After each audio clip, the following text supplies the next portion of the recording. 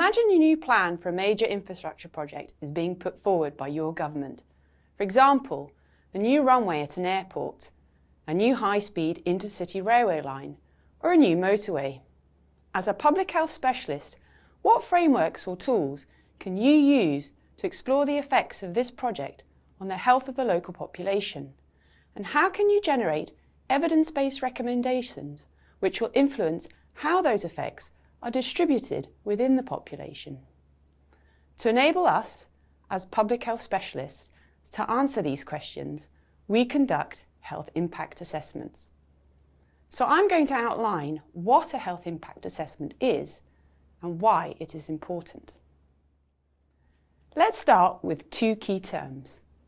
Health impacts are the overall effects, direct or indirect, of a policy, strategy, programme or project on the health of a population.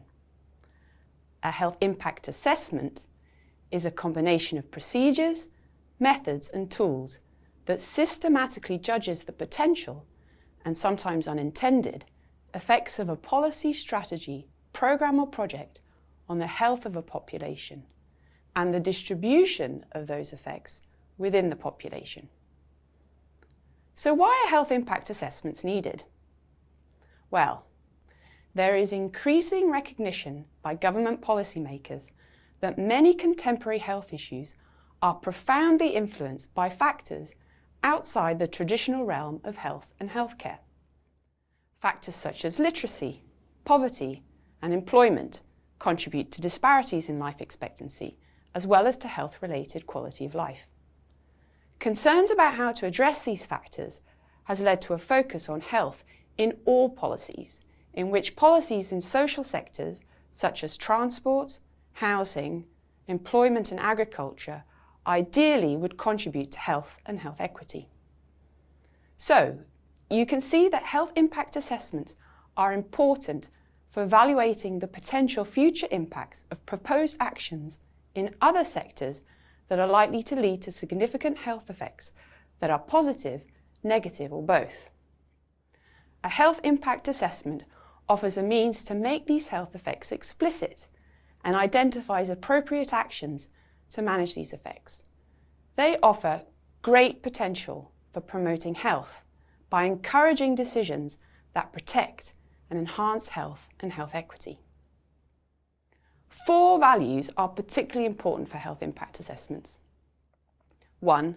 Democracy, emphasising the right of people to participate in the formulation, implementation and evaluation of policies that affect their life. 2. Equity, emphasising that we, as public health specialists, are not only interested in the overall impact of the policy on health, but also on the distribution of the impact within the population, in terms of gender, age, ethnic background, and socioeconomic status. 3. Sustainable development, emphasising that both short-term and long-term impacts are taken into consideration. And 4.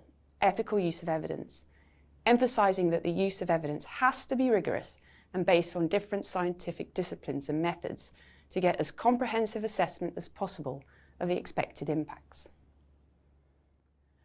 Let's look at an example of how proposed actions in non-healthcare sectors can impact health.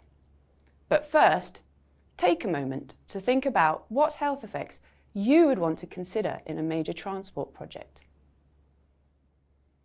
Although air pollution and injury prevention are often considered in major transport projects, the influence of road design on physical activity and obesity is not.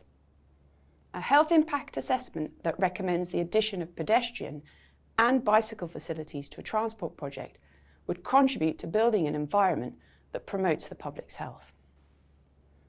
So in summary, health is influenced by factors outside of the health and healthcare sector, including education, infrastructure and employment.